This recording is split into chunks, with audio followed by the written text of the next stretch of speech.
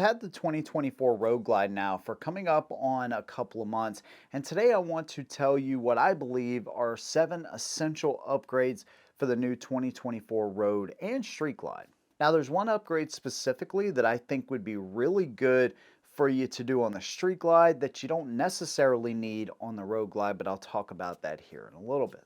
Now, I do want to thank Harley because they've sent me some parts out that are going to make this list that I think are essential or that I just really like on these new motorcycles, but they've also sent me some out that I don't really like, and those I'm going to reserve for an upcoming video, so make sure you're subscribed for that.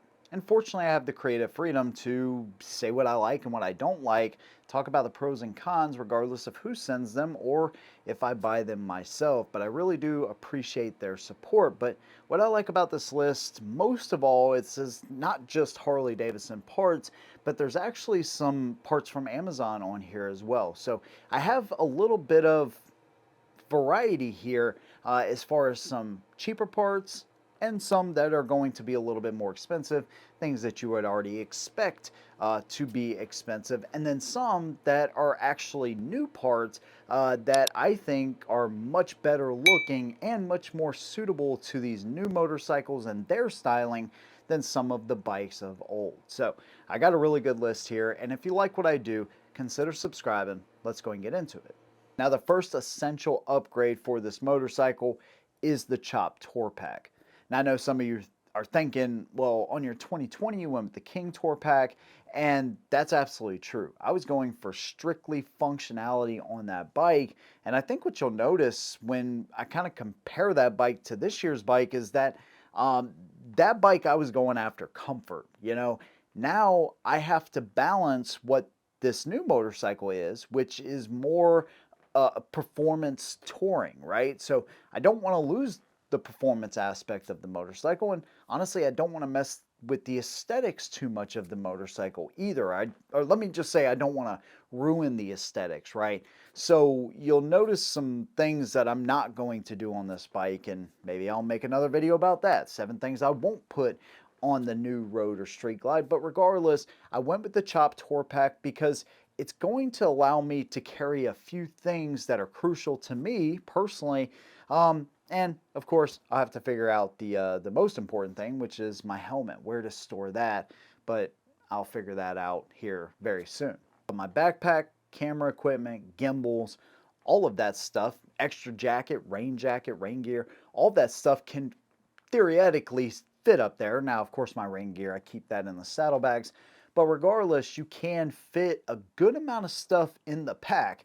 And if you know anything about me, I will stretch saddlebags and I'll stretch a Tor Pack to its absolute limit. Not saying that's the right thing to do, but that's just what I do. This chopped Tor Pack is no exception. But again, what I really enjoy about it, not only is it whiskey fire, and yes, it did come from Harley Davidson, but it just looks like a freaking banger on the back of the motorcycle. It doesn't ruin the aesthetics, and that's what I really appreciate. So yes, I can fit less stuff in there, but either way, man, no matter if you're going to go with a Razor, Chopped, or King Tor Pack, you got to have one on your touring motorcycle. Now, the next part I want to talk about is one of the least expensive parts that you can buy, and I believe it is absolutely necessary, and this is literally under 30 bucks on Amazon. I'll make sure I leave those links down below as well. But this is a USB Type-C adapter and the receiver that has a built-in microphone. This is going to allow you to use Apple CarPlay without a headset. So you literally plug this in, you make sure you hook your bike's radio up, Bluetooth to this device right here, disconnect your phone, or forget your phone on the bike if you've already got it connected. Add your phone back to the motorcycle and then make sure you set this to the rider, and now you can use your CarPlay without the need of a headset. The other option is more expensive, but it's going to give you more options. This is the PackTalk Edge. So you can go with the Harley branded one, or you can go with the Cardo version, but this has the magnetic mount. It's going to do software updates over the air, so you don't ever have to plug anything in. It is IP67 waterproof, and there's actually a showy adapter that I'm gonna I'm going to take this off, and I'm going to end up hooking up the Shoei adapter on here to give us a little bit cleaner look. But as you can see, it's going to attach to modular helmets, full helmets, half helmets, whatever. But you will also not only get your music on the inside of here, it uses JBL speakers. You'll be able to talk to your passengers or up to 15 people in your group. You know, your Apple CarPlay, your music, all of that stuff can come right through here, through the one device. And what I really like is not only does it have physical buttons, but it also has speech recognition as well, so you can tell the Cardo to do pretty much anything that you want and make it super simple. And of course, this is going to allow you to use Apple Maps as well. Now you have two options. You can go with the Harley branded or the Cardo branded one. That choice is up to you, and I'll leave a link to both down below. But if you go with the Cardo branded, you actually get 20% off. Actually, if you're watching this over the next couple of days, it's more than that. I confirmed to make sure that that's the discount they wanted to give. That's what they're going to give. Totally fine with me. You guys save money. It helps me out as well. If you're watching this after the next couple of days, it'll at least be 20% off. But either way, you can save yourself quite a bit of money off of this headset. And again, you're just going to get more options if you go this route. But either route is going to work perfectly fine for you. But something I highly recommend for most users out there that have iPhones and the ability to use your CarPlay, so you don't have to buy the built-in navigation straight from Harley. Now the next thing I want to talk about that is absolutely essential is going to be exhaust. Now some people are married to specific brands, and I understand that as well. This is now my third motorcycle that I'll be running Reinhardt on. Right now I have the DBX 45s. I actually took those off of my 2020 and put them on this motorcycle. Now Reinhardt actually has their new HP series, which is super sick. I mean, just looks awesome. They have the XLs, they have the regulars, they have the Midnight Edition. So that's something I have my sights set on, but I just love the Reinhardt sound because you get the aggressive, deep rumble when you want it, but any other time, you don't get that constant drone in your head, which drives me nuts on long road trips.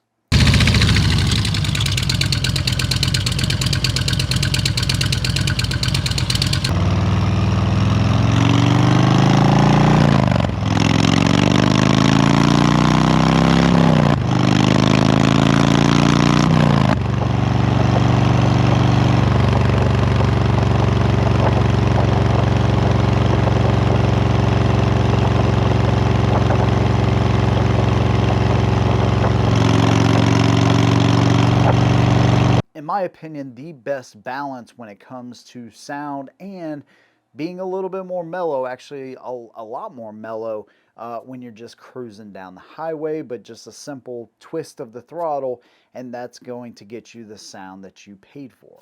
And I'm a big fan of what they do. They're American pipes, and their logo, American pipes for American bikes, to me, they just have the best sound on the road. Now, I don't want to sound like a salesman, but I do want to help people out that are looking for a discount, because no matter what channel you watch me on, that's what I do. One of my favorite things is hooking up with good, solid brands that are willing to give y'all a discount, and that's exactly what they've done. So when you're going through some of the different links, if you are looking for, no matter if it's a full exhaust or slip-ons, make sure you use the discount code associated with Reinhardt, and again, save yourself quite a bit of money on those as well. But even if you're running, I don't know, Vance and Hines, or if you're running any of the other brands out there, exhaust is absolutely crucial on any motorcycle, and Reinhardt is what I choose to run on mine. That leads me to the front side of the motorcycle. We're getting more exhaust out, we're getting a better sound now, but we need to get more air in. Now, I'll be honest with you, I have heard almost nothing but negative feedback when it comes to Screamin' Eagle products. Now, I know you're probably thinking, dude, now you've lost me, because that's just how people are, but that's what I decided to run, and Harley Davidson sent me one of their heavy breathers. One thing that I am kind of going for here is an ST-ish look to my Whiskey Fire Road Glide. That, I don't want to fully turn it into that, but there are some things from the ST that I really, really like, and the heavy breather from the ST is one of those things, so I decided to give it a shot. The stock intake that's on there is kind of ugly. The airflow is limited. So I was happy to pull that thing off of there and put the heavy breather on. Of course, I didn't change the throttle body or anything like that. So installation was fairly straightforward. Of course, it comes with a K&N filter. Now we're getting more airflow in. But what I like about the new design, the old STs from previous years, is that those high flow air breathers that kind of pointed forward like that, they would get in the way of my legs. Now, I guess this might be dependent upon who you are and how tall you are and your inseams, length.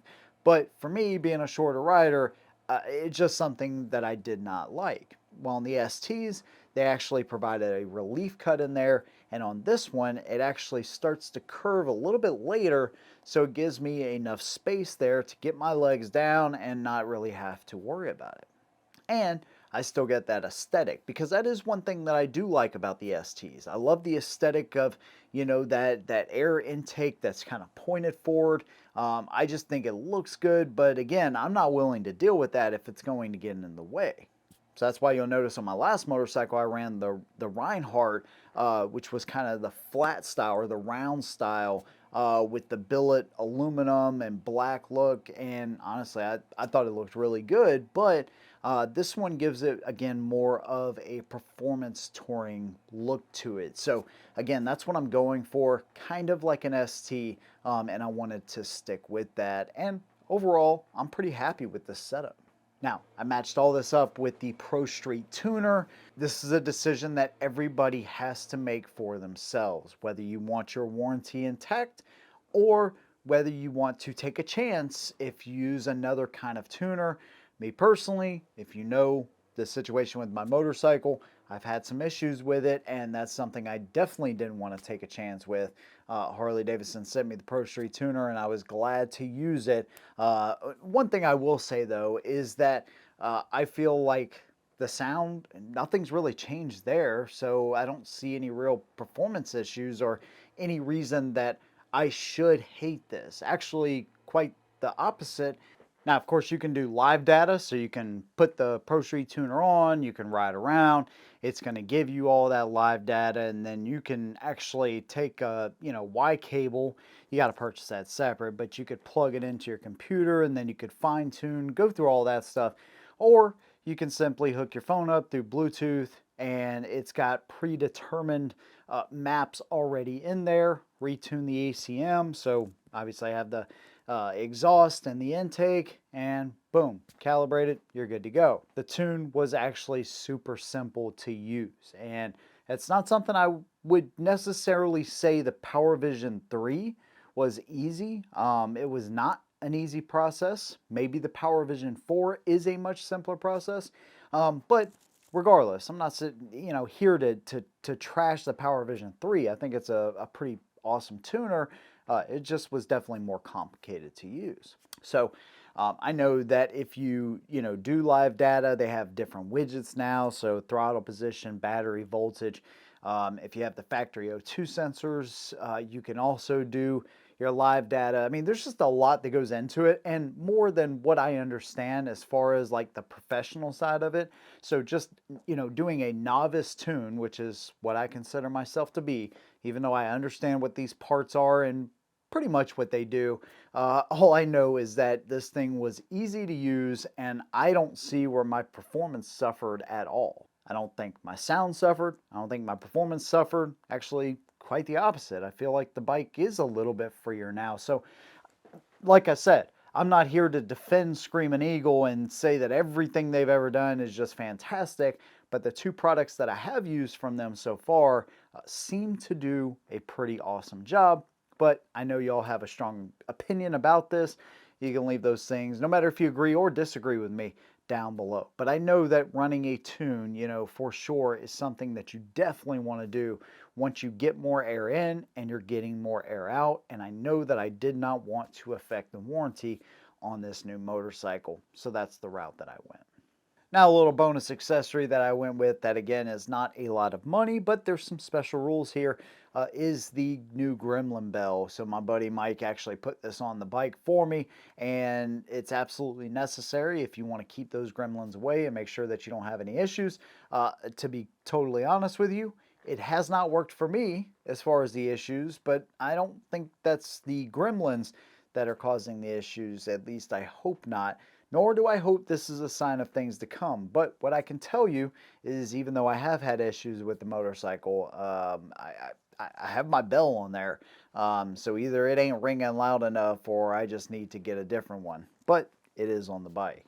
Another thing that I did is I put the forged carbon fiber tank console on the bike. Now again, I'm going for the ST-ish type of look here, and although I didn't want to do the front fender because I love the way the Whiskey Fire looks, well, actually I do like the front fender. I think the front carbon fiber fender, now that I think about it, would look good against the Whiskey Fire. But for now, I just went with the tank console, and this is one of the easiest upgrades you can do. It's literally, you take the seat off, you replace two bolts, one that's forward of the gas cap lid where the console comes up, boom, right there. You have another one underneath the seat back towards the tongue of the fuel tank, and that's it. You take the old one off, you put the new one on.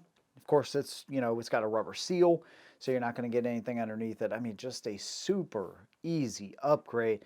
This thing is absolutely fantastic, and it looks good. So it's more of an aesthetic thing. I don't know that I would call it necessary, but definitely something that I wanted to add on there. Another super important accessory and a must-have for anybody buying a new road or street glide is going to be the saddlebag guards. Now the front, of course, they come with the chopped engine guards now, but the rear comes with nothing. And I don't really have to explain what, saddlebag guards look like on Harleys and Indians. Typically, it's just a bar, kind of takes the shape of the saddlebag to an extent, but most importantly, it sticks out a little bit further than the saddlebag in case you have a tip over. So it's going to protect the bag. Well, Harley came out with their more race-inspired styling this year. Now the new ones have arms that kind of stick out, and then they have covers that go over those. They actually have a really nice white lettering Harley Davidson on the outside, and they just screw in with a bolt. So the nice part about this is you have the 2 points of contact that are going to touch the ground first, but if you do end up having a tip over, you could just replace those little end caps as opposed to replacing the whole bar. So that's kind of nice. Now Harley sent me the flat out bar in the front to match the rear as well, and it is just a super clean setup. So you may be asking, well, what are you going to do about highway pegs? Well, once Cero comes out with their new redesign for the frame mounted pegs, that's what I'm going to end up running on mine. Again, just like what I had on my 2020 Road Glide Special. Now, the last thing that I want to talk about is not something I've yet done, but it is coming. It's on the way, thanks to my guys over at Custom Dynamics. And this is going to remove the ugliest part on these new motorcycles, which is the license plate holder. So it has, it's almost like a mini Zeppelin light, right? The Heritages and all, Ultras, all those bikes have the Zeppelin lamp, right? Well, this is not a Zeppelin lamp, don't get me wrong, but it kind of sticks out like a Zeppelin lamp, and it's got, the light for your license plate, right? And then the license plate holder below that, of course, and it looks so out of place for a performance tourer where everything else is flush fitting and looks really clean on the bike.